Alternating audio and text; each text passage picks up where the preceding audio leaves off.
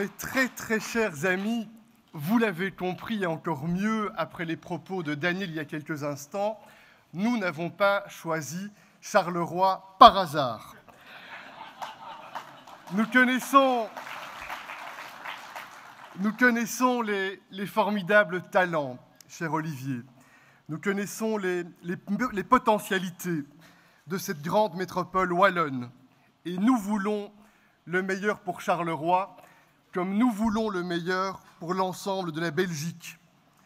D'ailleurs, les libéraux et les réformateurs ont souvent marqué l'histoire de cette ville.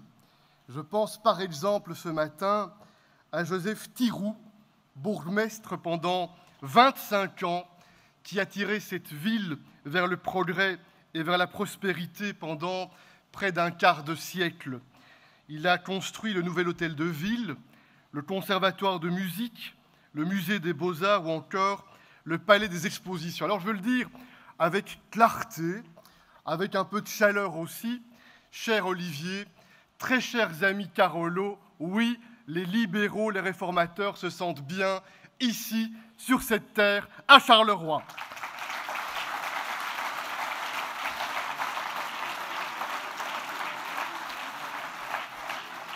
Et j'en profite, puisqu'on est entre nous, pour dédicacer un message personnel et amical à Olivier Chastel. Cher Olivier, tu as bien fait de faire ministre du Budget et pas chanteur. Mes très chers amis, cette matinée de travail clôture un gigantesque travail réalisé par nos militants, par nos experts. Ce sont des centaines de réunions, ce sont des groupes de travail, des argumentaires, des notes techniques qui ont précédé ce moment important.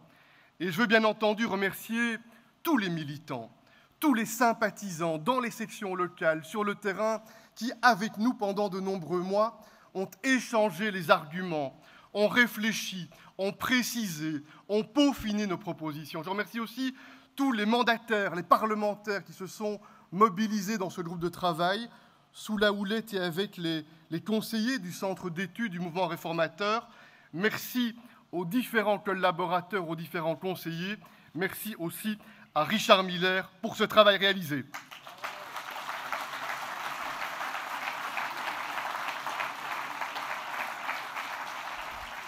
Alors évidemment, ce matin, je me sens bien. Je me sens bien et je suis heureux. Je suis heureux que nous soyons la première formation politique après le programme sur la Wallonie, après le programme sur Bruxelles, qui aura validé l'ensemble de son projet de société. Cette campagne électorale, les libéraux, les réformateurs, nous la voulons comme un moment citoyen, un moment de rencontre, un moment pour permettre à chacune et à chacun de choisir au moment du vote en connaissance de cause. Et notre devoir, c'est la lucidité. Notre devoir, c'est dire la vérité sur la situation économique et sociale. Notre devoir, c'est de formuler les propositions, mieux, de formuler les solutions pour rencontrer les défis auxquels nous sommes confrontés. Chers amis, les libéraux et les réformateurs, très naturellement, nous avons, dans ce travail de proposition, un fil conducteur qui nous rassemble, qui nous relie, celui du bon sens, celui de l'efficacité, celui de la détermination. Mes très chers amis, notre société est confrontée à des transformations. Un des premiers enjeux que notre génération doit assumer, c'est celui lié à la hausse de l'espérance de vie. Nous vivons de plus en plus vieux, et c'est une excellente nouvelle, mais comme le dit souvent le professeur Jacques Brocchi, nous souhaitons vivre dans la dignité, vivre en bonne santé, vivre avec de la qualité de vie. Et c'est pour cela que nous défendons des réformes économiques substantielles pour créer des milliers d'emplois, parce que nous voulons financer des retraites solides et des soins de qualité pour tous. Des soins de santé de qualité pour tous, des retraites solides, soyons concrets. Oui, c'est vrai, nous voulons amplifier, renforcer les mesures de lutte contre le cancer et contre Alzheimer, par exemple. Oui, c'est vrai, nous voulons mobiliser des moyens pour des soins de santé de qualité pour les patients, mais aussi pour appuyer, épauler les familles quand elles sont dans la tourmente de la maladie d'un proche. Par exemple, nous voulons combattre cette injustice aujourd'hui. Lorsqu'une personne doit suspendre ses activités professionnelles pour s'occuper d'un proche malade, cette période n'est pas comptabilisée pour les droits à la pension. C'est injuste et nous supprimerons cette injustice.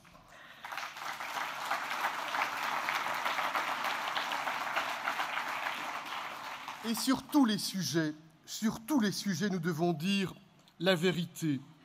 Aujourd'hui, vous le savez, en moyenne, on quitte en Belgique trop tôt le marché du travail, 58 ou 59 ans, alors que l'âge légal de la retraite est de 65 ans. Il faut poursuivre des mesures pour faire en sorte que l'on travaille plus longtemps et qu'on se rapproche de l'âge légal de la retraite dans les faits. Mes chers amis, le deuxième défi, naturellement lié au premier, c'est celui de créer des emplois supplémentaires. Tous les libéraux ne peuvent accepter cette tragédie que représente le chômage qui fait tant souffrir la Wallonie et Bruxelles. Et il n'y a pas de fatalité. Il est possible, si nous le voulons, de prendre des mesures économiques et sociales pour changer cela. Et je veux le dire pour qu'il n'y ait pas la moindre ambiguïté. Nous savons bien, chacune et chacun ici, que l'immense majorité des demandeurs d'emploi souhaitent réellement trouver ou retrouver du travail. Et c'est pour cela que nous proposons des solutions, comme par exemple des formations dans les métiers en pénurie. C'est du bon sens. Nous voulons aussi, par exemple, encourager, spécialement à Bruxelles d'ailleurs, l'apprentissage d'une autre langue, le néerlandais ou l'anglais, pour les demandeurs d'emploi, notamment les faiblement qualifiés. Nous voulons un enseignement de qualité, orienté vers la réussite.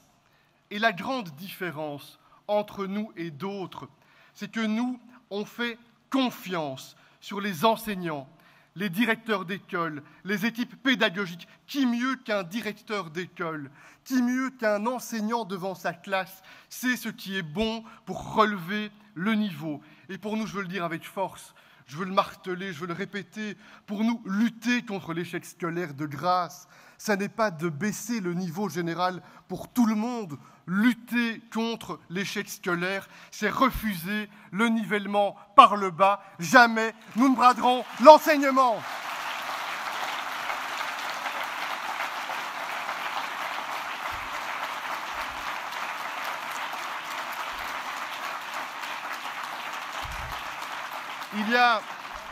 Il y a une autre injustice qui nous fait mal à nous les libéraux. Lorsque un jeune sort de l'école, sort d'une formation, se présente pour un examen d'embauche et pour décrocher un job, et que l'employeur est contraint de lui dire « tu es bon pour ce job, mais malheureusement, parce que tu n'es pas passé par la case chômage, on n'a pas accès au plan d'aide à l'embauche », c'est une injustice criante. C'est un non-sens et je prends l'engagement avec vous. Nous supprimerons cette condition de durée de chômage.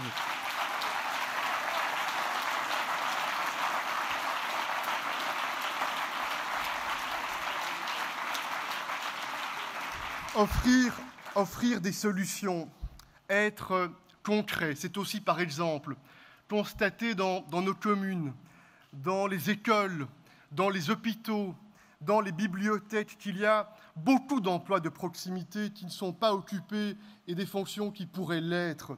Et c'est aussi pour cela que nous proposons, toujours pour tirer vers le haut, que l'on puisse mettre en place des contrats d'utilité publique afin de permettre aux chômeurs de longue durée, à mi-temps, moyennant une rémunération complémentaire, de consacrer un peu de temps d'utilité publique pour rencontrer ces missions de proximité. En un mot, c'est quelques propositions concrètes qui, pour nous, sont prioritaires, qui, pour nous, sont des engagements.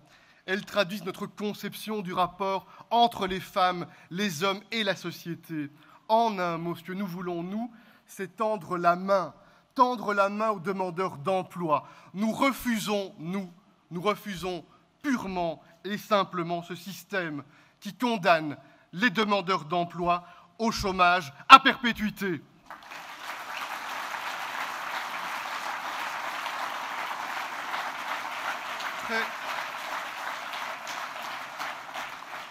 Mes très chers amis, vous l'avez compris, nous avons les idées claires, nous traçons le chemin, nous dessinons les propositions, et oui, n'en déplaise à quelques-uns ces derniers jours ou ces dernières semaines, nous entendons bien baisser les impôts sur le travail, nous entendons bien éliminer les pièges à l'emploi. Ce sont des moteurs de notre projet de société. Nous avons toujours été clairs par rapport à cela. Les personnes qui travaillent avec des bas salaires, avec aussi des moyens salaires, les PME sont trop lourdement taxées. C'est un frein à l'embauche, c'est un frein à la prospérité, c'est un frein à la création d'emplois.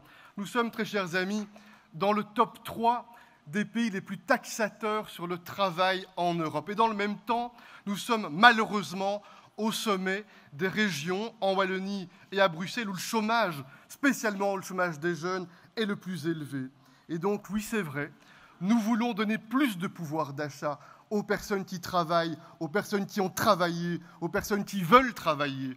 Et dans le même temps, oui, c'est vrai, nous voulons faire en sorte que le coût du salaire pour l'entreprise soit plus faible. Il n'est pas acceptable pour nous, quand on veut rémunérer quelqu'un 1 500 € net par mois, que cela coûte 2 à 3 fois plus pour l'entreprise concernée.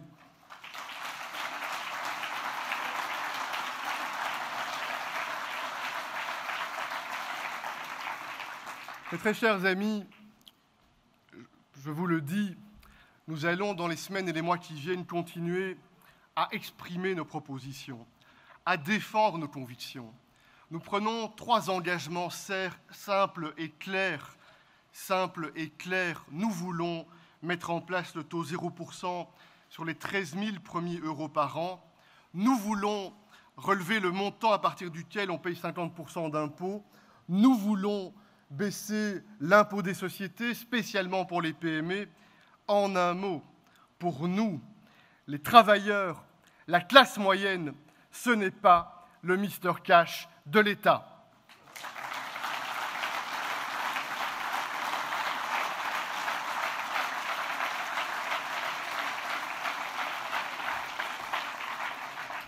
Mes chers amis, il y a un autre sujet qui est important, c'est l'accès au logement.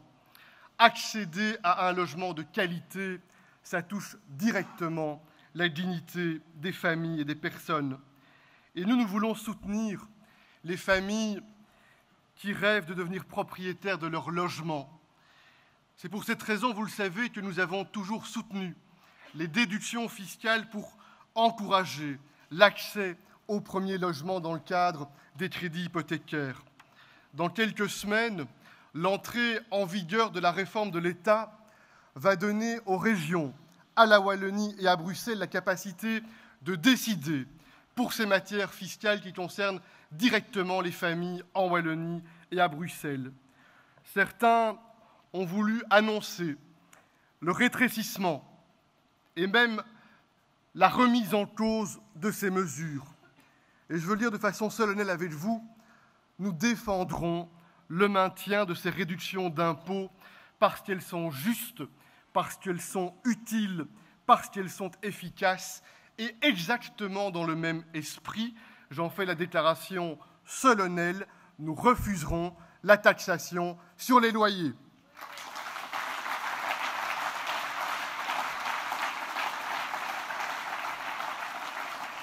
Alors chacun l'a bien compris, ce rendez-vous démocratique, cette campagne électorale, c'est l'occasion, c'est la démocratie, c'est la liberté des formations politiques pour chacun de dire ses priorités, de dire ses solutions, de dire ses engagements.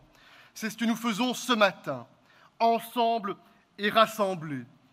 En un mot, il y a ceux qui pensent qu'il faut continuer à presser encore un peu plus ceux qui travaillent, ceux qui en veulent, ceux qui souhaitent se retrousser les manches. Et puis, il y a nous Nous qui sommes convaincus, au contraire, qu'une autre politique est possible pour valoriser le travail, pour valoriser l'initiative, pour valoriser et encourager ceux qui bossent et ceux qui veulent bosser. Nous voulons incarner cette capacité de changer les choses. Plus de pouvoir d'achat, c'est plus d'emplois que l'on peut créer.